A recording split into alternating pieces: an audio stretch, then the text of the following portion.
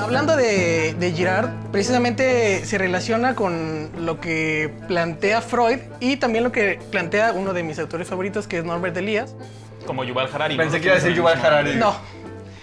Bueno, él tiene un libro que se llama Deporte y ocio en el proceso civilizatorio.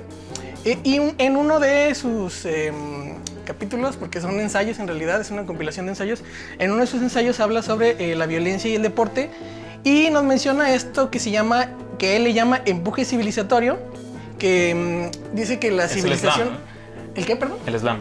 ¿El Sí. empuje civilizatorio? En la Dice música? que, bueno, al menos en la cultura occidental, la civilización tiende a hacer todo más difícil, más sofisticado. Se supone que no somos animales y entonces no podemos comportarnos Exactamente. como animales. Y No todos podemos los animales que sí somos, pues se sienten reprimidos, ¿no? Entonces hay una restricción de pasiones y de instintos y que el mismo empuje civilizatorio es el que crea, digamos, instituciones o formas en que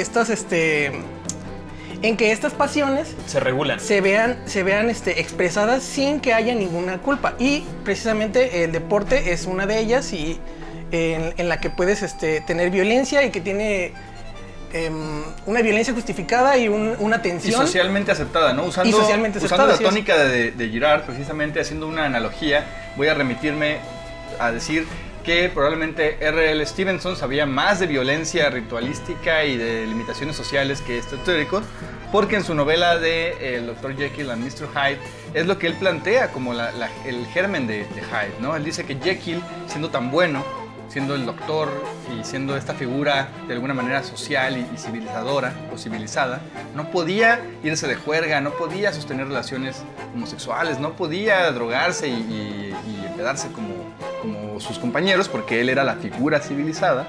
Y entonces, mediante el tónico, mediante esta fórmula, genera a Mr. Hyde, a quien le era legal hacer todo eso, ¿no? Quien era una figura que no comprometía la imagen del doctor al traspasar estos límites. Sí, se hace una sombra, ¿no? En este caso. Y la violencia ritualizada en la contemporaneidad es precisamente eso, generar una sombra de la humanidad, de la bestialidad de la humanidad, y por eso se regula, ¿no? Tenemos que encontrar la forma de ser violentos sin que esto se vea como un hecho animalesco. Tenemos que hacerlo desde un punto de vista de la civilización, de la cultura. Las reglas en el deporte, la competición, el deseo mimético por ser el que está encumbrado, el que está más alto, el que está primero en la lista, eso es lo que se lleva en el deporte, ¿no? Me imagino que este autor es sobre lo que va en sus ensayos. Sí, que de hecho menciona que tenemos una forma de pensar en las reglas durkheimiana. O sea, por La menciona Durkheim. por Durkheim, no lo he leído, pero bueno. Emilio.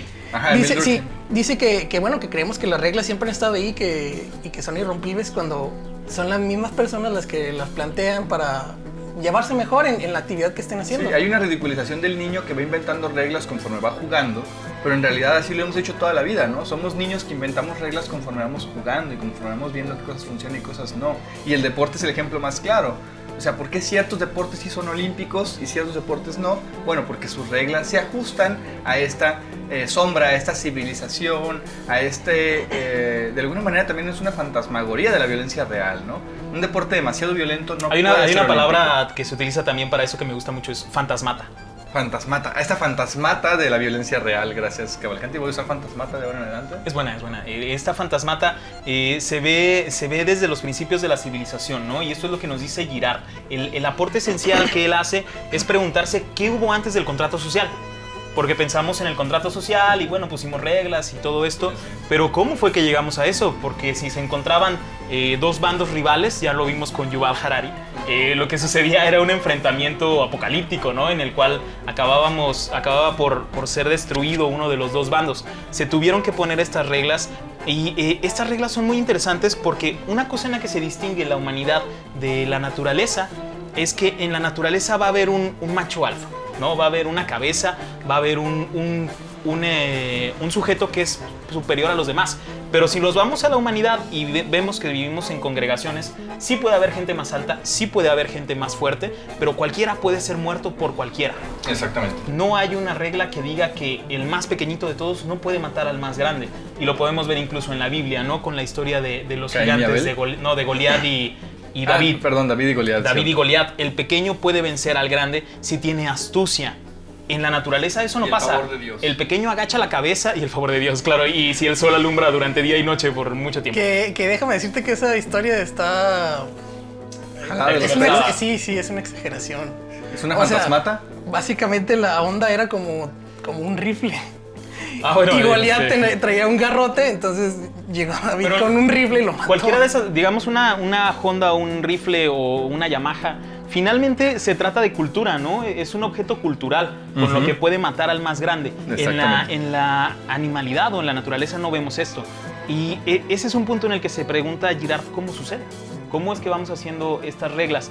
Habla, por ejemplo, del chivo expiatorio, que el chivo expiatorio es un concepto del que ya hablaba Freud. Recordarán ustedes que Freud habla... Pero mal, ¿no? Pues mal, es que es Freud. Sí. O sea, no puedes esperar que Freud haga algo bien. El malestar en la cultura es su deseo antropológico. Pero No, se pues, tiró a su prima. como ya hablamos en el bloque anterior, el deseo siempre está insatisfecho. Y el de Freud no lo saciaba ni siquiera la cocaína más pura.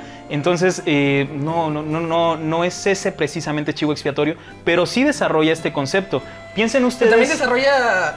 ¿Desarrolla adicción a la cocaína? También desarrolla adicción a la cocaína. No, también desarrolla las formas en las que puedes llegar a la felicidad, que eso me parece bastante importante. Y menciona esto, las drogas. Las drogas. Para que lo lean, por si quieren saber por qué la gente se droga, Freud. Hashtag vive sin drogas. Así es. Hashtag habla de primera mano. Que es curioso porque Freud le recomendaba la cocaína a sus amigos más cercanos. Bueno. Porque no podían encontrar la felicidad. Porque no podían Y encontrar es la el felicidad. camino más fácil y más directo. También tiene que ver con el hecho de que él estuvo a punto de descubrir la morfina, pero Marta lo distrajo y Freud nunca se lo perdonó y tenía que borrar de su memoria esos recuerdos a cualquier Rayos. precio. Pero ¿de qué estamos hablando? Del chivo expiatorio, ¿verdad? Estábamos Del chivo hablando del expiatorio. Cordero de Dios. El Cordero de Dios que viene a salvar al mundo del pecado. Si ustedes piensan en las religiones antiguas, siempre hay un chivo expiatorio, siempre hay un modelo, siempre hay un ser que tiene que ser sacrificado para que los dioses apacigüen su violencia contra la humanidad, contra la población.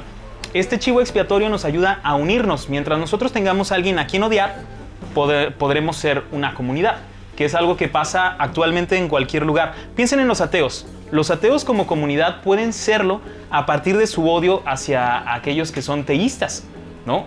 Si no existieran los teístas, los ateos no tendrían sentido. De hecho, creo que el ateo, desde la misma palabra, viene definido a partir de la creencia en Dios, ¿no? Es una contraposición. Exactamente. Entonces, los que usan como broma ateo gracias a Dios, en realidad lo están diciendo correctamente. Son Sí. ateos gracias a que existe una creencia Es en una Dios, confesión más que una burla. ¿no? Exactamente, es una confesión. Y lo que habla precisamente Remy Gallard sobre la violencia ritualística tiene que ver con eso, ¿no? Cómo siempre hay es el sacrificio a un dios, el sacrificio de un elemento de la sociedad, el sacrificio de una virgen en el volcán, el sacrificio de los guerreros contrarios por los mexicas. ¿Está bien dicho mexicas, señor historiador? Sí. Ok. Sí. Y el sacrificio de todo aquel de pronto que estuviera a las órdenes del dios, ¿no? Y de pronto también dentro de la construcción mitológica, el sacrificio de un dios a otro, ¿no? O sea, la muerte de los dioses como sacrificios a otros dioses o como reincorporación de la mitología de otros dioses.